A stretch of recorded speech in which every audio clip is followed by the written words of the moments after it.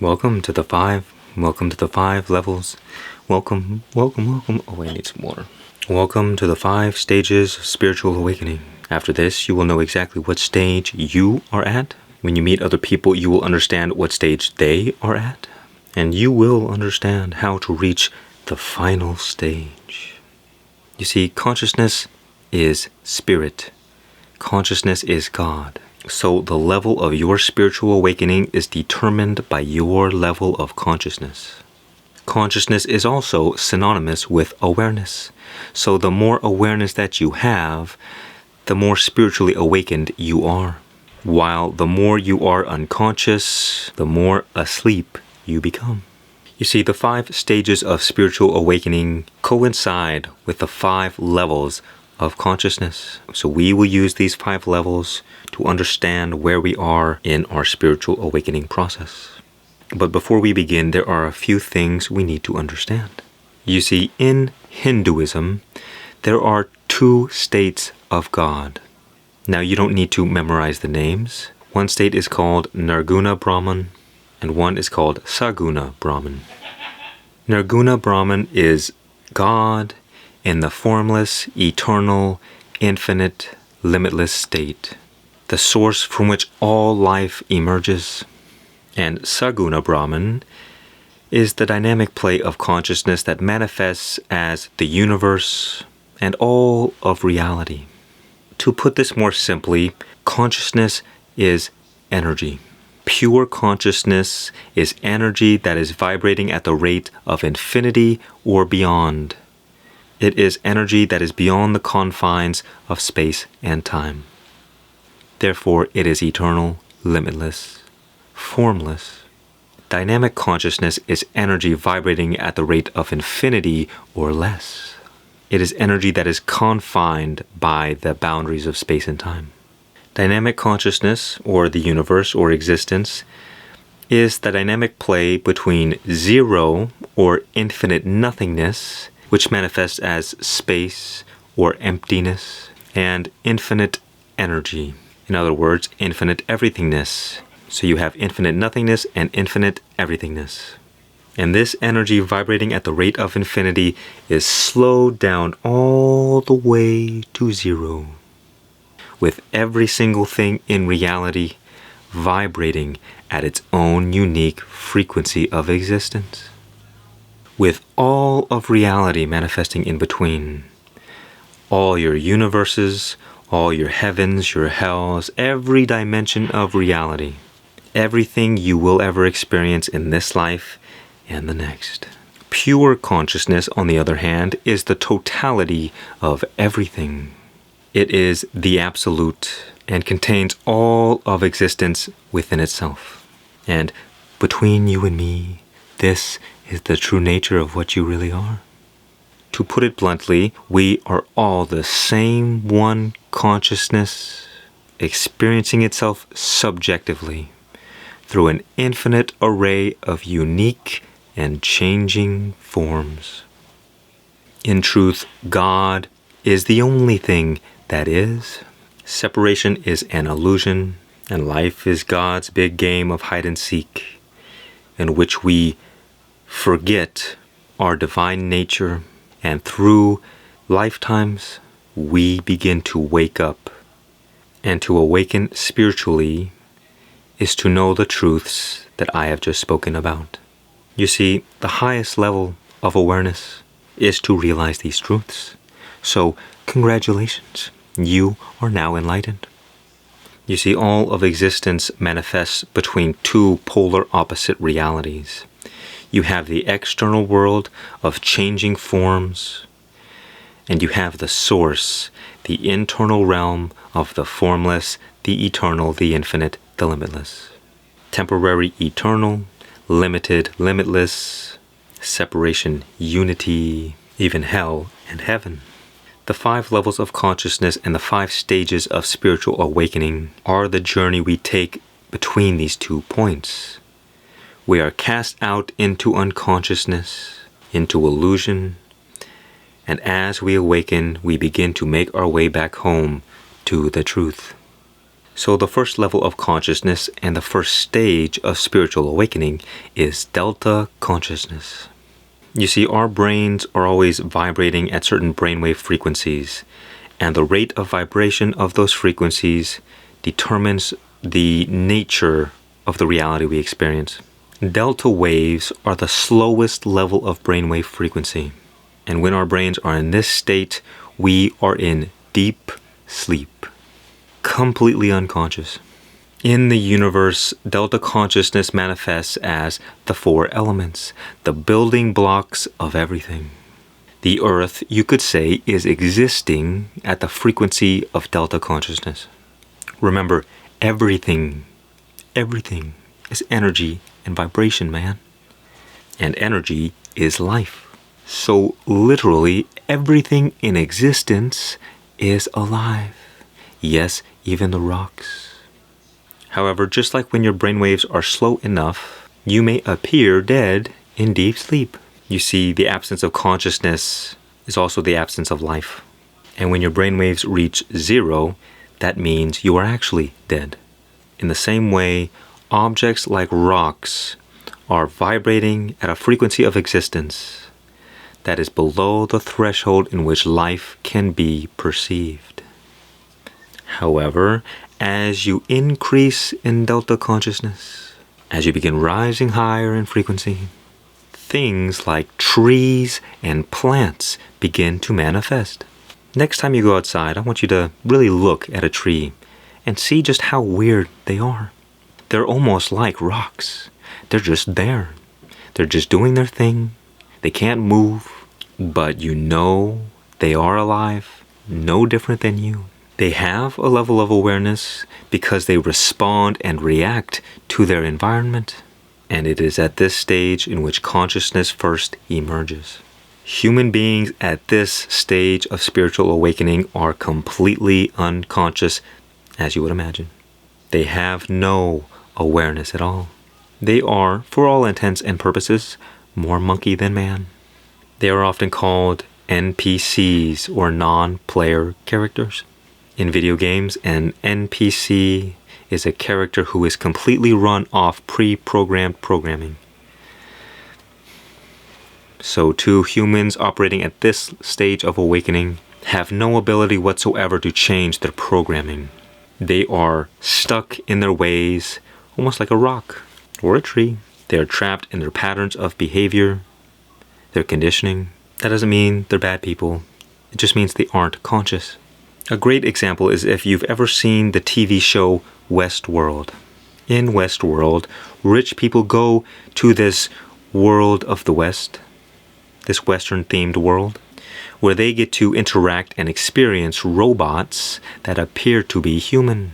They are identical. Although appearing real, the robots can only run off scripts and pre-programmed behavior. They have minimal ability to adapt or deviate from their loop, which is a storyline that has been predetermined by their creator. However, the main character, who is also a robot, begins to wake up and develops the ability to adapt, to change, to have free will and autonomy, and break free from her programmed behavior. You should watch the show because it is the perfect description of the evolution of consciousness, what we are speaking about here. Another way to understand delta consciousness is with newborn babies. Their brainwaves only have the capacity to vibrate at delta brainwave frequencies. They are completely helpless, no free will, no ability to really do anything, generally useless. Now, you probably don't know too many people who are this deep in unconsciousness, because many of them are probably in prison. But if you happen to encounter one of these people, when you speak to them, they will not be capable of understanding anything that goes against their programming. They just are the way they are. They're there like a rock. And unless some kind of catalyst wakes them up, they'll just remain that way. The next stage of spiritual awakening is theta consciousness. When your brainwaves are operating in theta brainwave frequencies, you are asleep, but you are dreaming, or you're in a deeply meditative state. As the level of consciousness increases, the level of aliveness also increases.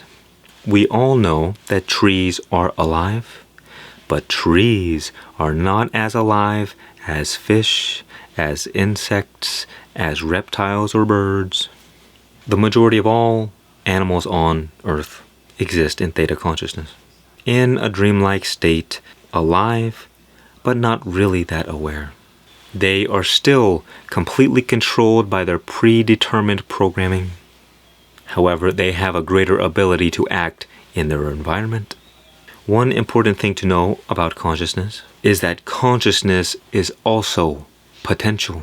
The higher levels of consciousness, the more potential a being has. You see, a tree can't really do anything other than what a tree is designed to do.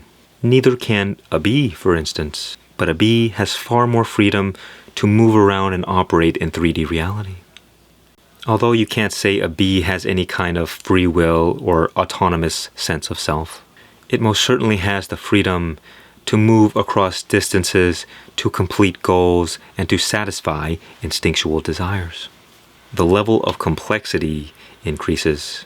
Whereas a tree only does a few things, a bee has more layers of things it does. In other words, the higher degree of consciousness, the more ability one has. Ability meaning the capacity to engage in broader patterns of behavior. Those who live in the second stage of spiritual awakening or in theta consciousness, these are like small children. They are, for the most part, completely at the mercy of their environment and their programming. They have more freedom to act and do things. They are more aware than newborn babies, but they are still extremely limited. People in theta consciousness will typically be much more civilized than those who are in delta consciousness. They have a higher ability to conform and live normal lives in society. Whereas people in delta consciousness will probably have a hard time functioning in society at all. An example of someone in delta consciousness might be a severely disabled person, whereas someone in theta consciousness might just be a regular person. Not that disabled people aren't people. Oh boy.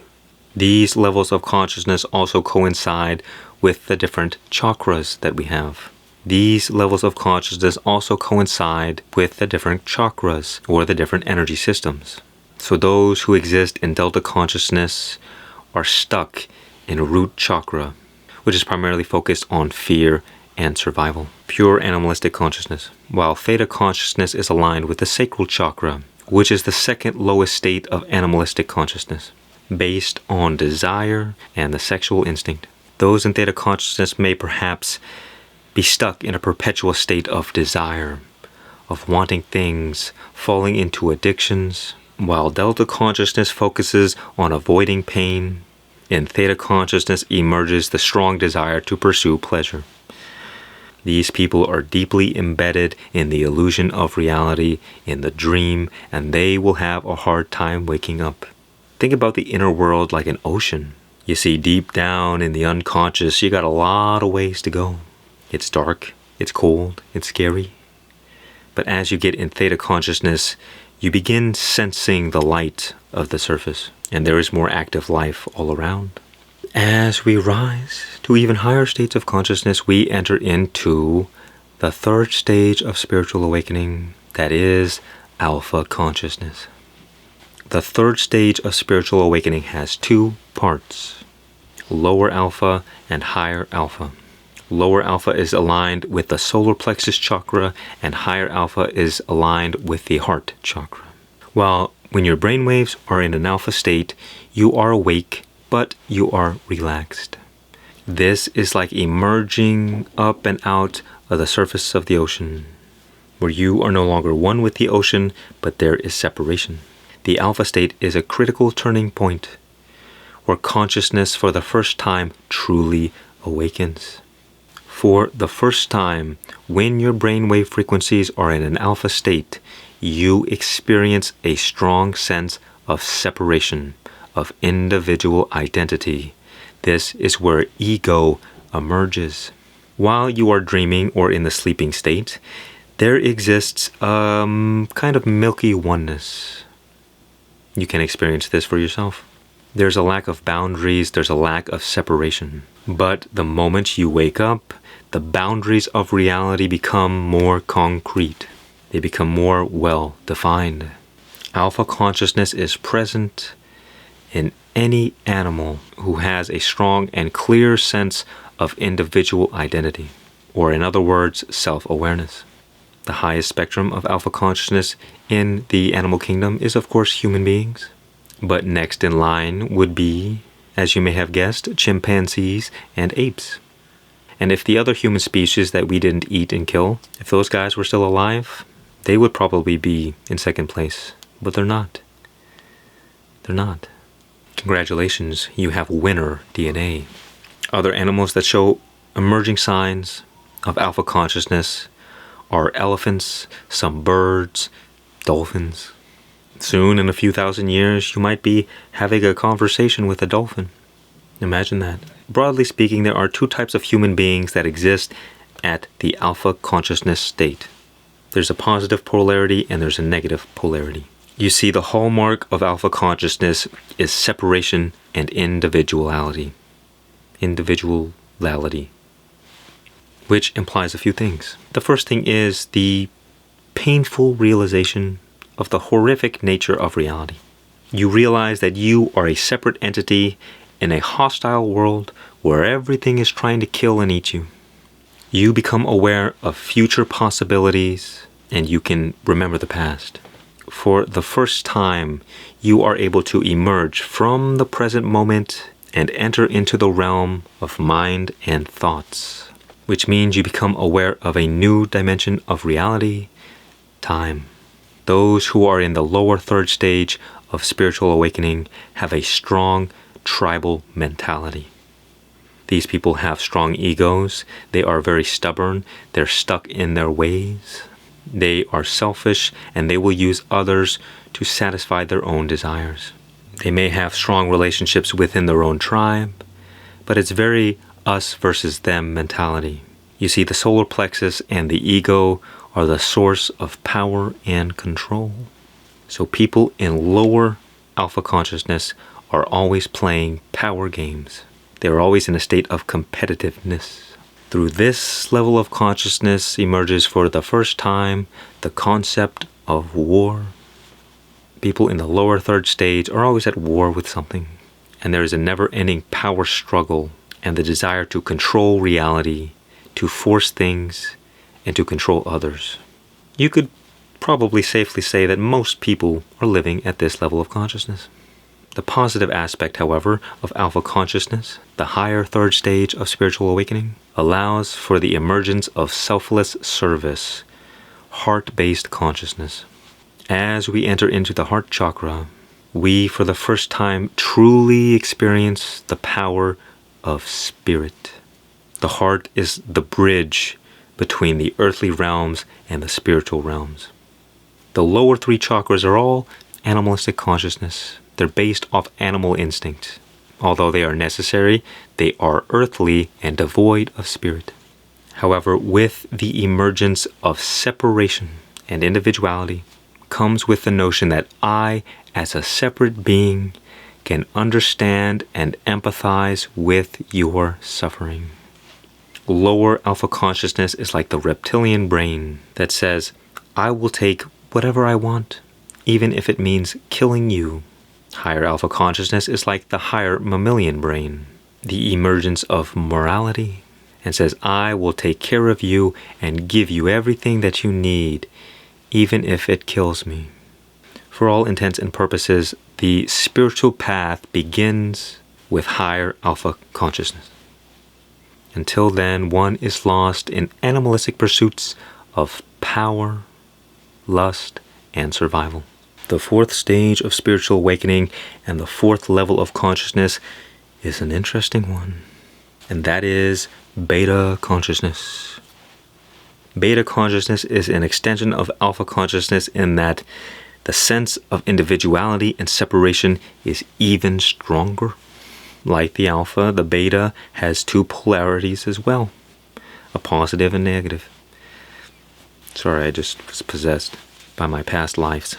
In lower beta consciousness, you have the first emergence of true evil. Those who are living in delta, theta, or alpha consciousness might have the appearance of evil, but in truth, they are typically rooted in the satisfaction of instinctual desires, not true malevolence. They are simply animalistic tendencies that these people have not been able to manage or control. However, in beta consciousness, you see evil for its own sake. If you imagine those in alpha consciousness, they understand they exist within a system or a construct, and they kind of spend their time in power and control trying to rise up in the social hierarchy in the system, but not the lower beta consciousness. No. These ones seek to be the overlords of the entire system. They too experience themselves as a separate entity living in a construct, but because of the increased power of their mind, the higher intelligence, the increase in consciousness, they are more able to rise to the tippy top and remain in power and control the system and control everybody. You see, because with a strong sense of separation, pride emerges. And the feeling of being superior to other people becomes a dominant factor. And they'll be damned if they are a slave to a lower intelligent life form. These people are often highly intelligent and psychopathic. You might look into the eyes of a highly unconscious person and see a dullness, a lifelessness, like shark eyes. However, when you look into the eyes of someone operating at negative beta consciousness, you feel the presence of something truly demonic. Although rare, these people do end up in places of high power and control. And they have such a powerful drive, and they do have a superior function to other people.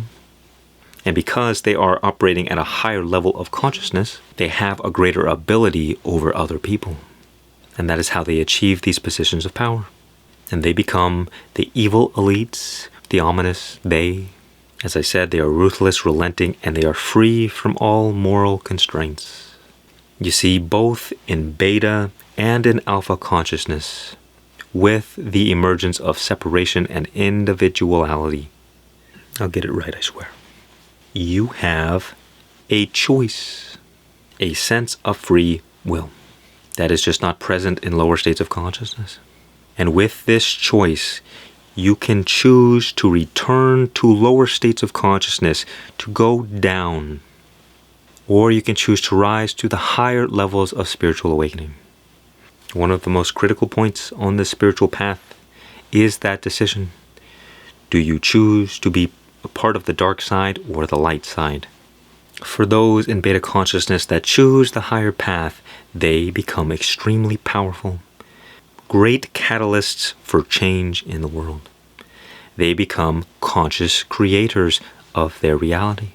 They recognize that they have the power to direct their fate, to create any reality they desire. That yes, they are a separate individual within a system or a construct, but they are not limited to this system. And they realize they have the power to change it. Those in beta consciousness have far more free will and ability than those in alpha consciousness. People in alpha consciousness can also change their reality, but they just have a much more difficult time. And people in delta and theta consciousness, well, they're pretty much screwed, at least for this lifetime. And perhaps one will prove me wrong. But I highly doubt that they would ever watch these videos. So, well, I guess we'll never know. The final stage of spiritual awakening and the fifth level of consciousness is gamma. While your brainwaves are operating at gamma brainwave frequencies, you are typically having a transcendental mystical experience. You may feel as though you are in the presence of God. You may feel deeply connected with life, or that you are at one with the universe. One example of gamma consciousness is the state of mind that is experienced during the psychedelic journey. Psychedelics temporarily stimulate a state of enlightenment, and they induce powerful mystical experiences. While beta and alpha consciousness produce a sense of separation, gamma is a return to unity. Gamma consciousness is typically what is seen with enlightened beings or the great saints. And the way to gamma consciousness is simple. It is the realization of your true nature, as we discussed in the very beginning. Your true nature is infinite, is eternal, is limitless consciousness. And this eternal consciousness is unchanging. It never leaves you. It is the true nature of all beings in the universe. And so we are all born enlightened. Even the birds, even the dogs, even the dinosaurs. We have always been and will always be that same one consciousness. Enlightenment is the realization of what you are. You are that already, but the stages of spiritual awakening are defined by your awareness of this truth. The more unconscious of it you are, the lower state of consciousness you exist in. And the more aware of it you are, the higher state. I mean, why do they call it spiritual awakening? Because you're awakening to the fact of what you are. And most people are sleepwalking. They do not know. But now you know. Just don't go pretending you're enlightened if you're not actually. Because those who are enlightened don't go around saying they're enlightened. You see, all the spiritual saints since the beginning of time have reached the highest levels of enlightenment the same exact way. They take their identity away from their temporary and limited selves, and they become one with the Nirguna Brahman, or God in the eternal formless state. The first step is the realization of your true nature. First through knowledge, as you have become aware of here, and then from direct personal experience. It doesn't stick unless you experience it for yourself. Knowledge is not enough. You see, when we break reality down to what is true, right here, right now, forever and always, there are only two things that ever exist. There is an infinite array of changing experiences upon the backdrop of an unchanging awareness. Saguna Brahman, Nirguna Brahman. The unchanging, the eternal, the forever changing, the forever temporary. And all the misery, all the suffering in our lives comes from our identification with form. Because our true state is paradise. I like to say hell is synonymous with separation and heaven is synonymous with union. As you return back to the true nature of what you are, as you become more and more aligned with God, you begin experiencing more peace, more joy, more love, more harmony in your life, because this is the very nature of what you are. Because you are eternal, because you are infinite, everything you ever wanted is already yours. Remember that this that you are contains all of existence. The eternal has jurisdiction over the temporary. The infinite has jurisdiction over the limited. You see, enlightenment is the realization that you are not your experiences, but that you are the awareness behind them. You are the source from which all experiences rise and fall away. Everything that ever happens to you arises and falls within your awareness, that awareness that you are. You see, if you are in delta or theta consciousness, you identify with your body. If you are in alpha or beta consciousness, you identify with your mind. But if you are in gamma or enlightened consciousness, you either have no identity or you identify with awareness or consciousness. Identity does not mean intellectual identity. It's not who you say you are. What matters is the position in which you experience your life. Do you experience life as a body, as a mind, as a presence, as consciousness, as awareness? Now, things are not as black and white as they seem. We may arise and fall into different states of consciousness all the time. Think about when you fall into addiction, you get pulled into unconscious behavior. Your animalistic instincts take over and you become possessed by anger or lust or desire. You see, we all have the same energy centers, the same chakras. What matters is where your energy is most of the time. If you are in beta consciousness, you perhaps speak your will into existence. This is a highly spiritual center. If you are in gamma consciousness, You might be in tune with your third eye. You might have wisdom and great awareness. And when you are at the highest levels of enlightened consciousness, there is only silence, only presence, no words, no thoughts. Up here, that is the pure unconditioned consciousness. And this consciousness can only be experienced in the present moment. When you place your awareness inward toward your body, you will notice an inner spaciousness. And within that inner spaciousness, there is a presence. And this presence is the radiance of consciousness. Like the light and the warmth from the sun radiate from it. The radiance of consciousness is presence, but it's also love and joy and peace and harmony. This presence is what is called the I am. It is the sensation that you exist. You do not exist here as a person. You do not exist here as a body or a mind. You exist as a presence, the presence of consciousness. The more you place your awareness on this presence, the more aware you become of yourself. The more in harmony you become with consciousness, and the more deeply you are rooted in the present moment. And this is what allows you to rise to the highest states of consciousness, because you will be aligning yourself with the eternal, the limitless, the infinite.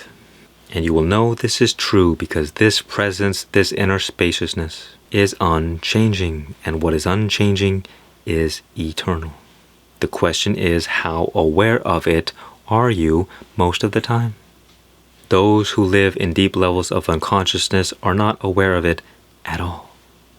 Those who rise to higher levels of awareness are aware of themselves as body or mind. Those who rise to even higher levels of awareness are aware of this presence sometimes. But those who rise to the highest levels of awareness are aware of it all the time. And it is effortless, because how can you forget who you are once you know? You see, all beings in the universe are this same awareness, whether they realize it or not. No matter what stage of awakening, once you disidentify with the body and the mind and recognize your true place as presence, as awareness, as consciousness, you have entered into the final stage of awakening. And you will get pulled into old habits, old thinking patterns, old tendencies, old identities, until you stabilize in your true place.